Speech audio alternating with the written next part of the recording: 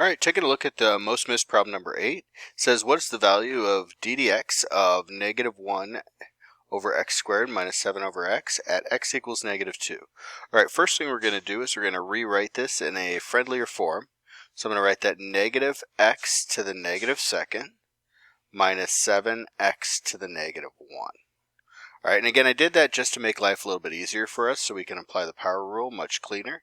So we have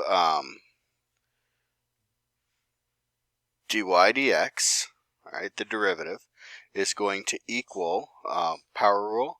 So we've got positive 2x to the negative third plus 7x to the negative second. Again, we multiply the exponent by the number out front, and then we lower the exponent by 1. All right, this explicitly asks for dy dx when x equals negative 2, so we're going to go ahead and plug that in. So I have 2 times negative 2 to the third plus 7 times negative 2 to the second. All right, that's going to be 2 times negative 8 plus a 7 times 4. That's going to be a negative 16 plus 28, which will be 12. All right, so we are looking at 12 as the answer on this one. All right, hope that helped.